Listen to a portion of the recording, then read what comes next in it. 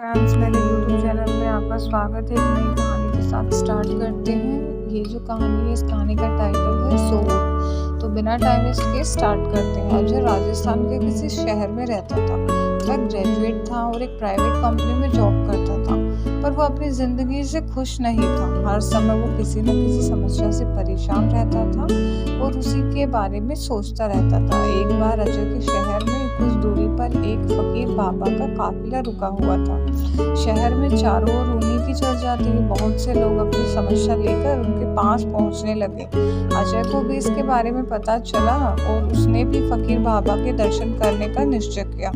छुट्टी के दिन सुबह सुबह ही अजय उनके काफिले तक पहुंचा। वहां सैकड़ों लोगों की भीड़ जुटी हुई थी। बहुत इंतजार के बाद अजय का नंबर आया। वह बाबा से बोला, बाबा, मैं अपने जीवन से बहुत दुखी हूँ। हर समय समस्याएं मुझे घेरे रहती है। कभी ऑफिस की टेंशन रहती है तो कभी घर पर अनबन हो जाती है और कभी अपने सेहत को लेकर परेशान रहता हूँ। बाबा, कोई ऐसा उपाय बताइए कि मेरे जीवन से सभी समस्याएं खत्म हो जाए और मैं चैन से जी सकूं।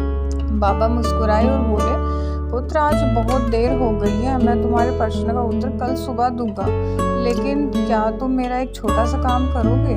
उसने कहा, जरूर करूंगा।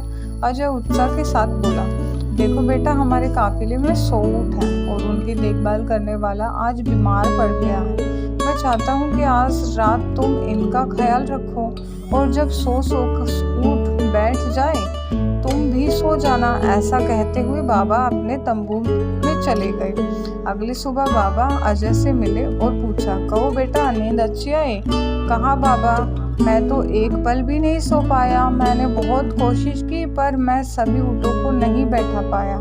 कोई ना कोई ऊँट खड़ा हो जाता। अजय दुखी होता हुआ बोला, मैं जानता था यही होगा। आज तक कभी ऐसा नहीं हुआ कि ये सारे ऊँट एक साथ बैठ जाए। बाबा बोला।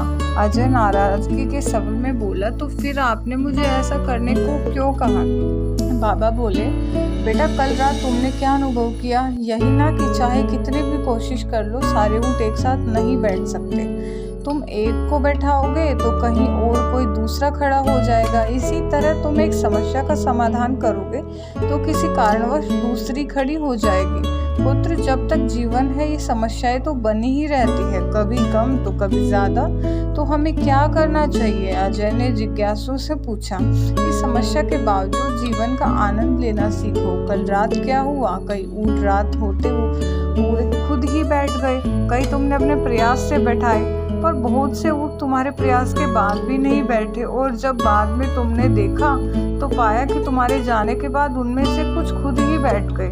कुछ समझे? समस्याएं भी ऐसी ही होती हैं। कुछ तो अपने आप ही खत्म हो जाती है, कुछ को तुम अपने प्रयास से हल कर लेते हो और कुछ तुम्हारे बहुत कोशिश करने पर भी हल नहीं होती। ऐसी समस्याओं को समय पर छोड़ दो, उचित समय पर वो खुद ही खत्म हो जाती है। और जैसे कि मैंने पहले कहा, जीवन है तो कुछ समस्याएं रहेंगी ही रहेंगी, पर इसका मतलब ये नहीं कि तुम दिन रात उन्हीं के बारे में सोचते रहो।